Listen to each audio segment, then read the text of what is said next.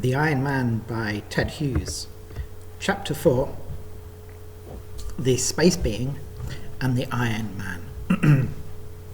One day there came strange news. Everyone was talking about it. Round eyes, bushy mouths, frightened voices. Everybody was talking about it. One of the stars of the night sky had begun to change. This star had always been a very tiny star, of no importance at all.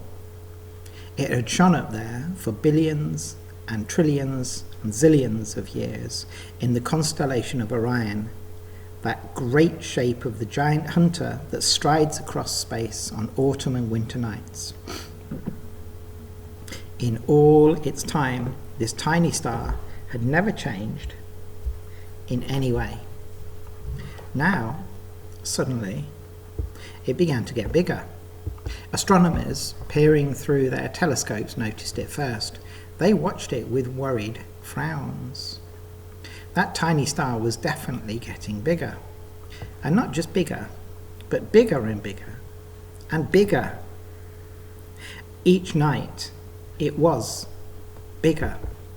Bigger than the dog star, the large coloured twinkler at the heel of the hunter Orion, bigger than Jupiter, the great blazing planet. Everybody could see it clearly, night after night, as it grew and grew and grew. They stared up with frightened faces, till at last it hung there in the night, in the sky above the world, blazing down, the size of the moon, a deep gloomy red. And now there could be only one explanation. That star was getting bigger because it was getting nearer, and nearer, and nearer, and nearer. It was rushing towards the world, faster than a bullet, faster than any rocket, faster than even a meteorite. And if it hit the world at that speed, why, the whole world would simply be blasted to bits in the twinkling of an eye.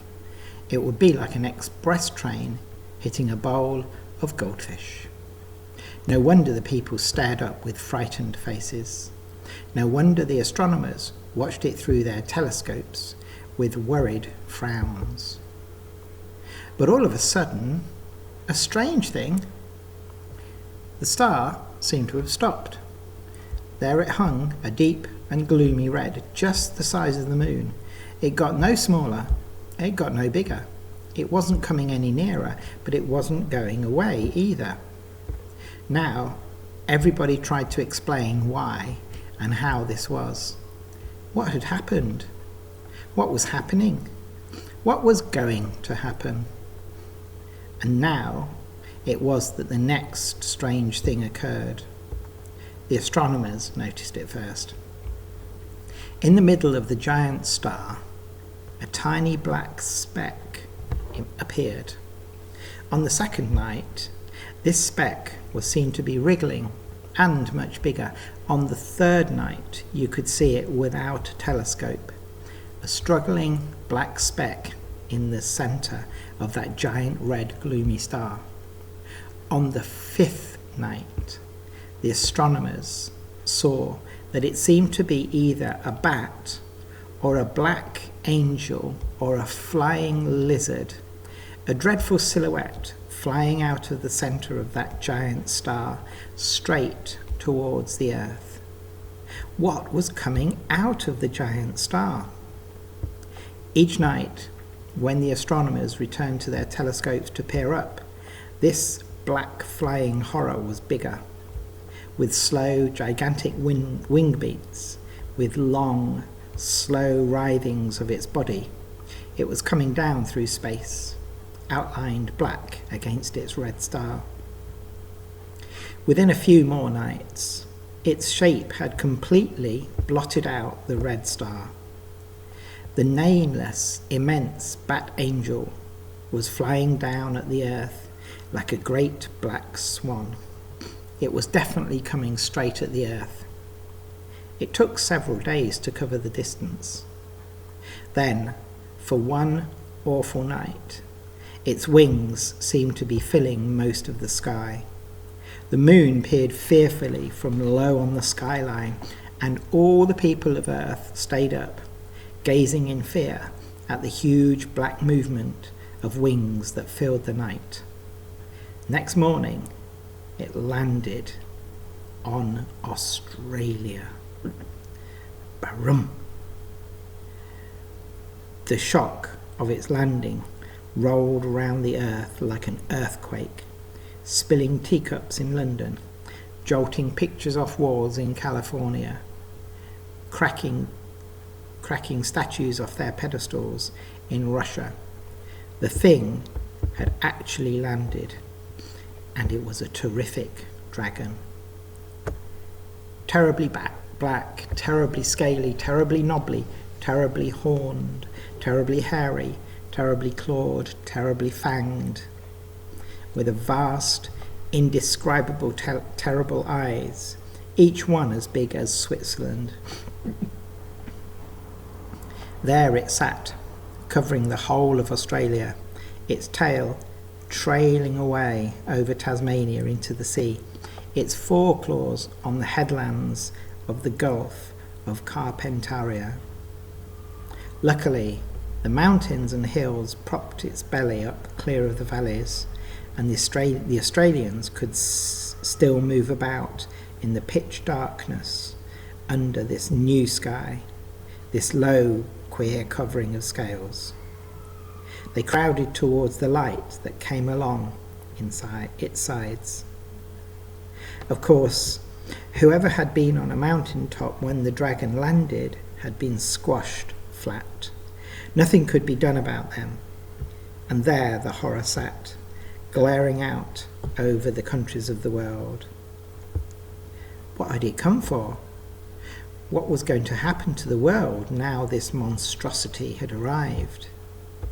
Everybody waited. The newspapers spoke about nothing else.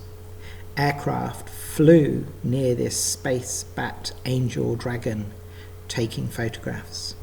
It lay over Australia, higher than any mountains, higher than the Hindu Kush in Asia, and its head alone was the size of Italy.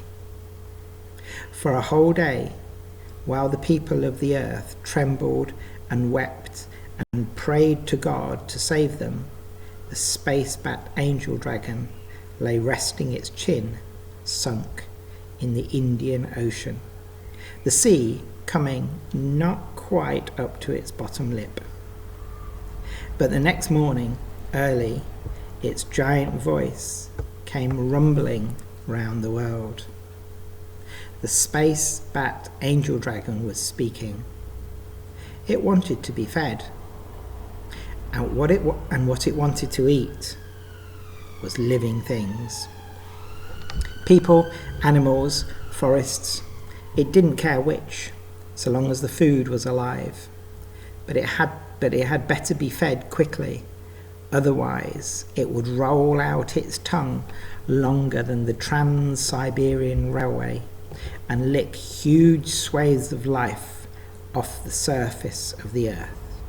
Cities, forests, farmlands, whatever there was. It would leave the world looking like a charred pebble unless it were fed, and fed quickly. Its voice shook and rumbled around the earth for a whole hour as it delivered its message. Finally, it ended and lay waiting. The peoples of the world got together. If they fed it, how could they ever satisfy it? It would never be full, and every new day it would be as hungry as ever. How can you feed a beast the size of Australia? Australia is a vast land. All the countries of Europe will fit easily into Australia. The monster's stomach alone must be the size of Germany. No, they wouldn't feed it. The people of the world decided They would not feed this space bat angel dragon, or whatever it was. They would fight it. They would declare war on it, and all get together to blast it off the face of the earth. And so it was that all the peoples of earth declared war on the monster and sent out their armed forces in a grand combined attack. What a terrific attack!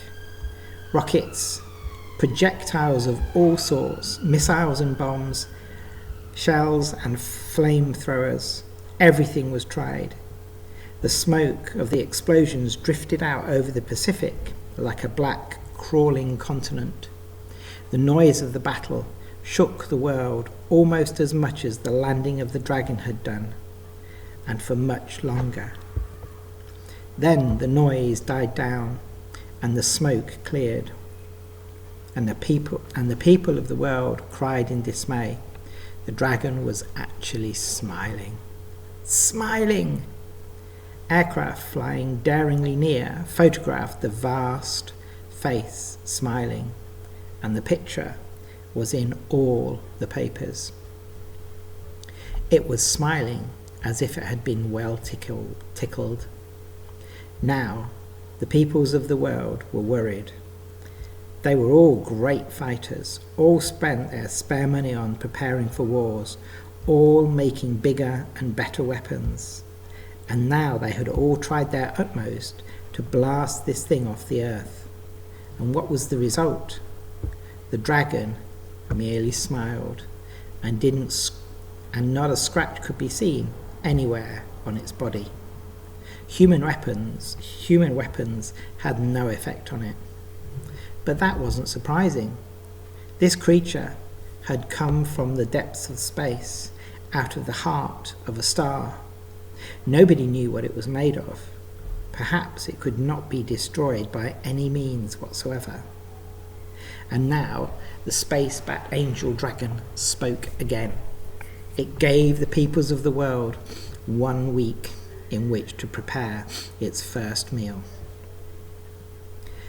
They could prepare what they liked, said the dragon, but if the meal was not ready in a week, it would start on the cities and the towns.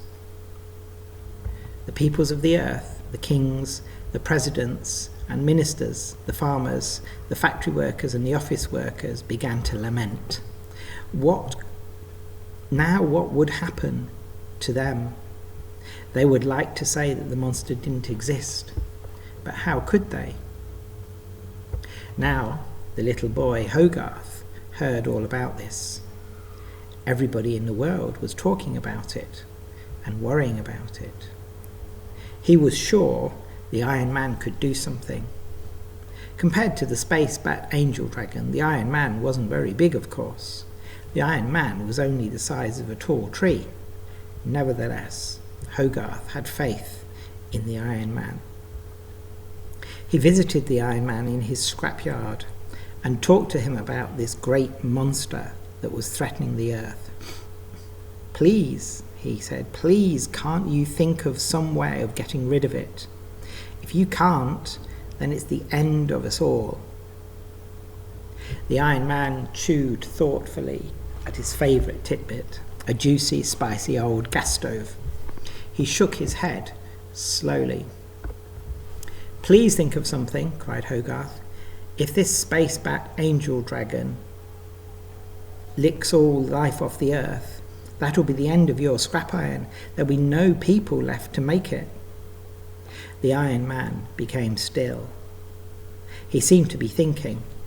Suddenly his headlamps blazed red, green, blue and white all at once, and he stood up. In a great grinding voice he gave his commands. Hogarth danced for joy. The Iron Man had had the most stupendous idea.